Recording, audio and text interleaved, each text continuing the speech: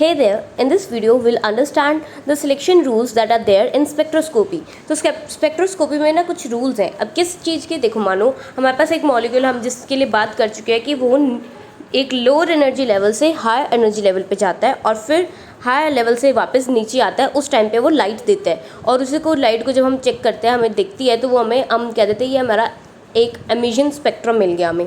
पर क्या कहता कि क्या सारे लेवल्स में ऐसे जाना और वापस आना अलाउड है? क्या मतलब एस लेवल से हम पी में जा सकते हैं, एस से हम डी में जा सकते हैं, एस से हम एफ में जा सकते हैं, या उनसे हम वापस आ सकते हैं?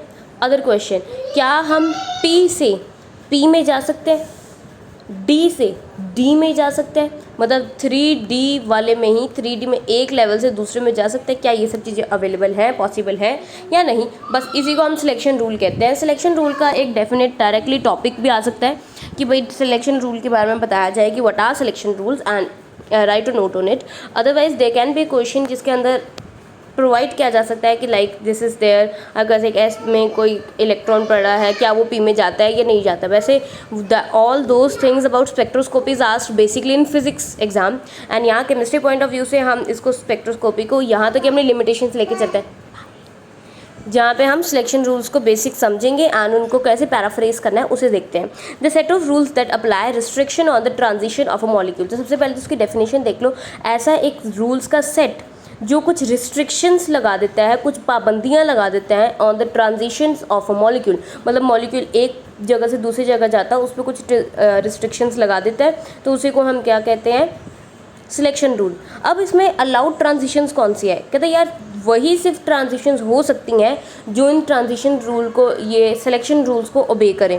और फॉरबिडन ट्रांजिशन, फॉरबिडन का मतलब जो ट्रांजिशंस नहीं हो सकती, कहता है वो ट्रांजिशंस हैं जो ये सिलेक्शन रूल को ओबे नहीं करेंगी. तो सिंपल सी बात, जो रूल को ओबे करेंगी वो ट्रांजिशंस हो सकेंगे, मतलब उस लेवल से दूसरे लेवल पे जाया जा सकेगा. ऐसी ट्रांजिशंस होंगी अगर ये सिलेक्शन रूल को ओबे कर रही हैं. अगर नहीं कर रही हैं तो ये हमारे पास फॉरबिडन ट्रांजिशन होगी और हम कह सकेंगे कि ये ट्रांजिशंस नहीं हो सकती. स्टार्ट करते हैं सिलेक्शन रूल नंबर 1 से. सिलेक्शन रूल्स मैंने यहाँ पे बहुत क्लियरली बता दी हैं कैसे आप 1, 2 एंड 3 पॉइंट्स बनाकर इसको लिख सकते हो. अदरवाइज आप पैराग्राफ में भी दे सकते हैं, but I always prefer points, ताकि पॉइंट्स में साफ साफ आप जो पॉइंट लिखते हो, पॉइंट लिखते जैसे 1 डाला और ये जैसे डाल के आपने कैसे कुछ ब्रैकेट सा बना दिया. ट्रस्ट मी, टीचर्स मेन वही चीज़ पढ़ती है और आगे मूव ऑन कर जाती है. जब भी कोई एग्जामिनर है, कोई पेपर चेकर है, उन्होंने यही देखना है कि आपने कितने जैसे बनाया और आपका मतलब आंसर हाईलाइट हो रहा है कि नहीं. Suppose whenever we say that while going down the group the size of the atom increases, right. अब इसी के लिए क्वेश्चन आ जाता है कि वाई डज इट इंक्रीज. तो उसके लिए मेन आंसर क्या है? That electron goes into another next level, right. Next level में, नेक्स्ट शेल में इलेक्ट्रॉन जा रहा है, इसीलिए साइज बढ़ रहा है, राइट. और इसमें न्यूक्लियर चार्ज, जो इफेक्टिव न्यूक्लियर चार्ज है वो डिक्रीज हो रहा है. मेन आंसर सिर्फ इतना सा है. इसके अलावा आप क्या लिख रहे हो वो दैट्स अपॉन यू, करेक्ट. तो ये जो मेन आंसर है उसको आप हाईलाइट कर दो इस तरीके से तो इट्स बेटर. हो सकता है आपने जो गलत बाकी जो आंसर लिखा उसमें कुछ गलतियाँ भी हो तो यू विल सी कि मोस्टली वो गलतियाँ देखी ही नहीं जाती. क्यों? क्योंकि उनको आपका जो हाईलाइट किया क्वेश्चन है वो मेन उसी का क्वेश्चन का उतना ही पार्ट आंसर का चेक करते हैं and then they will move on. और वो पार्ट सही है then they will give a marks according to that only. अगर गलत है तो फिर तो मार्क्स जाएंगे ही जाएंगे. तो इन द वेरी सिमिलर वे जब भी हम एक पेपर का प्रेजेंटेशन करते हैं तो ऑलवेज ट्राई कि अगर किसी चीज़ के आप पॉइंट्स में आंसर दे सकें दैन डू प्रेफर पॉइंट्स. और वैसे भी ये रूल्स हैं तो रूल्स का नंबर्स में रूल हम लिख सकते हैं, नो प्रॉब्लम विद दैट. अब यहाँ पे क्या है हमारे पास? जे एंड वी. अगर याद हो थोड़ा सी भी स्पेक्ट्रोस्कोपी का कुछ बेस फिजिक्स का ध्यान है या कुछ भी, तो यू मस्ट बी नोइंग कि डेल्टा जे की value delta L plus delta S के फॉर्मेट में हम लिखते होते थे, ठीक है, जहाँ पे प्लस माइनस आ जाता था इनफैक्ट, करेक्ट. तो यहाँ पे यही जो है वही हमारा जे सेम टू सेम है. ये 4th सेमेस्टर का ही टॉपिक है तो वहीं से हम डेल्टा जे की वैल्यूज़ जो है निकालते हैं. अब इसमें क्या कहता है? कहता है डेल्टा जे की वैल्यू या तो +1 हो या -1 हो. +1 या -1 हुई तभी ये चलेगा. अदरवाइज़ अगर 0 है, +2 है, -2 है, 3 है तो उन वैल्यूज़ के लिए ये ट्रांजिशंस नहीं होंगी. क्या मतलब हुआ? अगर इसको मैं एकदम इन लेमैन में समझाऊं तो मान लो किसी के अंदर डेल्टा एस की वैल्यू 0 आ रही है. जैसे मान लो इस लेवल से हम इस लेवल में गए हैं और कह लेते हैं कि चलो उसकी डेल्टा एस की वैल्यू 0 आ रही है किसी केस के लिए, और मान लो किसी केस के लिए डेल्टा एल भी 0 है. डेल्टा एल मान लो एस लेवल से एस लेवल पे जाओगे, अगर आपको पता हो तो एल हम एस के लिए रेफ़र करते हैं, एल की वैल्यू 1 आती है एस के लिए. अगर आप एस से ही एस पे जाओगे तो क्या होगा? चेंज इन एल ज़ीरो हो जाएगा तो आपकी डेल्टा जे की वैल्यू ज़ीरो आ जाएगी। तो ये आपको ये सिग्निफाई कर रहा है कि अगर आप एस के ऑर्बिटल से दूसरे एस के ऑर्बिटल में जा रहे हो और साथ ही में एक चीज़ कि स्पिन जो है वो आपकी सेम रह रही है, स्पिन में भी अगर आपका चेंज नहीं आ रहा है बिल्कुल भी, तो ये ट्रांजिशन नहीं हो सकती। ठीक है, तो ये आपका एकदम बेसिक कॉन्सेप्ट है जो मैंने इसके रिगार्डिंग समझाया।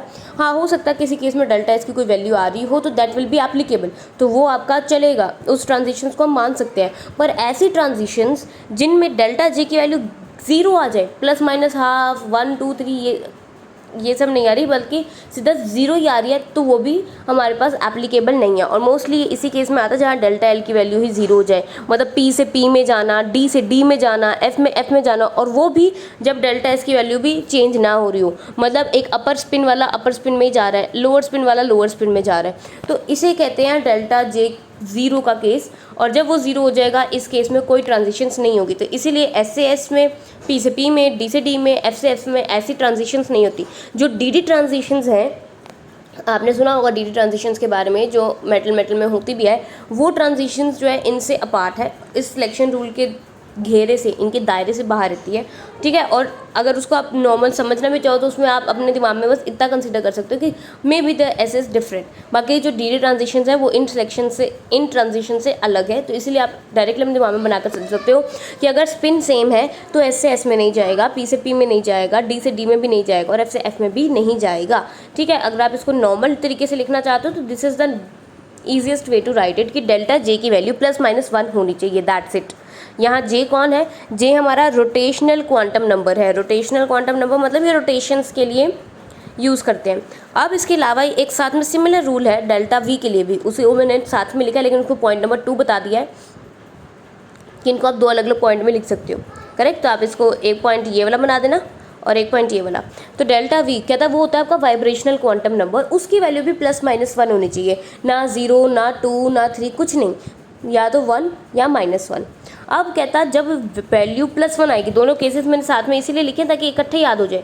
अगर वैल्यू +1 है तो एब्जॉर्प्शन स्पेक्ट्रम बनेगा, अगर -1 है तो एमिशन स्पेक्ट्रा बनेगा, दैट्स इट।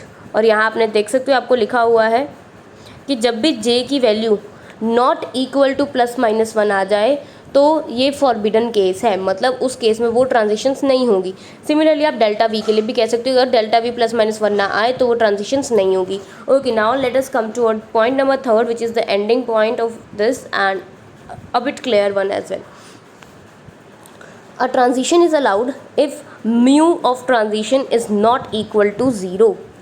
अब ये क्या है उसे भी हम देखते हैं। कहते हैं as the intensity of the transition depends upon the square of the transition dipole moment. कहता है देखो जो भी इंटेंसिटी ऑफ ट्रांजिशन, अच्छा इंटेंसिटी से क्या मतलब है आपका, मैं समझाती हूँ। दो बल्ब लेने हैं, एक बल्ब 10 वॉट का और एक बल्ब आपने लो 100 वॉट का, किसकी लाइट ज़्यादा तेज़ होती है? 100 वाट वाले की। तो हम इसमें कहते हैं कि 100 वाट वाले की इंटेंसिटी ज़्यादा है, 100 वाट वाले की क्या ज़्यादा है? इंटेंसिटी ज़्यादा है। करेक्ट, उससे समझ आया क्या चीज़ है इंटेंसिटी? वैसे इंटेंसिटी का डायरेक्ट मतलब होता है number of proton per unit area per unit time, कितने निकल रहे हैं। तो उसको आप 100 वोट और 10 वोट का बल्ब अपने दिमाग में अगर हमेशा के लिए फिट कर लोगे तो आपको समझ आ जाएगा इंटेंसिटी का क्या मतलब होता है। ज़्यादा इंटेंसिटी का मतलब ज़्यादा लाइट आ रही है, कम इंटेंसिटी का मतलब कम ग्लो है, कम लाइट है। करेक्ट, तो as intensity depend upon the square of transition dipole moment. तो कहता है आपका ये जो इंटेंसिटी है वो किस पे डिपेंड करती है? ट्रांजिशन डायपोल मोमेंट के स्क्वायर पे करती है। तो अगर ट्रांजिशन डायपोल मोमेंट, ये डायपोल मोमेंट का सिंबल होता है म्यू, तो म्यू ट्रांजिशन अगर 0 हो जाएगी तो इंटेंसिटी ऑफ ट्रांजिशन भी 0 हो जाएगा। इसका मतलब लाइट की इंटेंसिटी जो है वो भी 0, आपको कोई दिखेगा ही नहीं स्पेक्ट्रम, है ना, कुछ नहीं लाइन दिखेगी। तो ये सीन है। तो कहता है आपका जो म्यू ऑफ ट्रांजिशन है ये 0 नहीं होना चाहिए, क्योंकि हमारी जो इंटेंसिटी है ट्रांजिशन की वो म्यू ट्रांजिशन के स्क्वायर पे डिपेंड करती है। तो अगर आपका म्यू ट्रांजिशन 0 हो जाता है इंटेंसिटी भी 0 हो जाएगी। Now for homonuclear molecules, homonuclear का क्या मतलब होता है? जिनका सेम न्यूक्लियस हो, जैसे हाइड्रोजन, 2 हाइड्रोजन रख लो साथ में, सेम न्यूक्लियस, ठीक। तो होमोन्यूक्लियर और all other molecule that do not possess permanent dipole moment. क्या बात है? कहता है देखो ऐसे जितने भी आपके पास मॉलिक्यूल हैं जिनमें कोई परमानेंट डायपोल मोमेंट है ही नहीं, उनकी म्यू ट्रांजिशन 0 हो जाती है। देखो मैंने म्यू का मतलब क्या बताया आपको? Dipole moment. तो अगर किसी की डायपोल मोमेंट है ही नहीं, अच्छा देखो परमानेंट डायपोल मोमेंट कब आती है? परमानेंट डायपोल मोमेंट आती है जब आपका एक परमानेंट डायपोल हो, एक पक्का पक्का पॉजिटिव, एक पक्का पक्का नेगेटिव पॉइंट आपके पास दिखे। जैसे आपका ये मॉलिक्यूल है, इसमें मान लो आपका NaCl का है, ठीक है, तो Na आपका हमेशा के लिए पॉजिटिव, Cl आपका हमेशा के लिए नेगेटिव, ऐसा कोई एक अगर केस कंसीडर कर लो आप, तो कहता है ये होता है जिसके अंदर एक डाइपोल है। डाइपोल मतलब दो अलग अलग चार्जेस हैं। तो जब डाइपोल होंगे तो डाइपोल मोमेंट भी होगा। लेकिन वहीं आप ले लो H2, तो इसमें ना कोई पॉजिटिव होगा ना कोई नेगेटिव, तो ये हम कह सकते हैं कि इसमें परमानेंट डाइपोल मोमेंट नहीं है, इसलिए इसकी म्यू ऑफ ट्रांजिशन 0 होगी। Therefore their transitions, these are transitions are not allowed और फॉरबिडन। हम ये कह सकते हैं तो जिन भी ट्रांजिशंस में म्यू ट्रांजिशन 0 हो जाए तो वो अलाउड नहीं है, या कह लो उसे फॉरबिडन भी कह सकते हैं।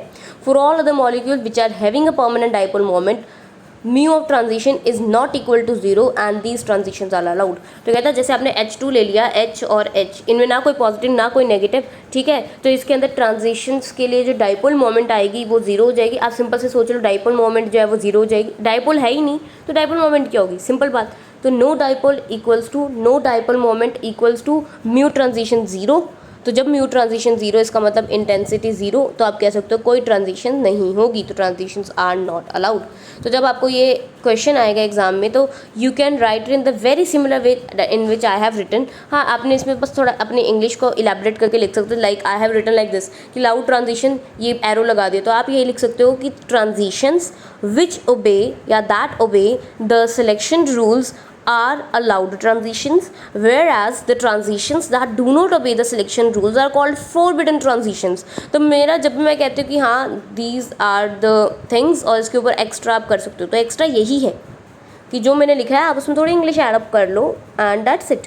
और इसके अलावा जैसे मैंने सिलेक्शन रूल्स 1 और 2 को कंबाइन लिखे हैं, you can right it in 2 different types, ठीक है। और आप इसमें लिख सकते हो, जैसे मैंने इसको लिख दिया फॉरबिडन ऐसे एरो लगा के, तो आप लिख सकते हो all the transitions in which delta J is not equal to plus minus 1 are called forbidden, या are forbidden because delta J should be equal to plus minus 1 only in order to have a transition। तो बस यही थोड़ा extra अपनी तरफ से add up कर सकते हो, otherwise these notes are up to the mark।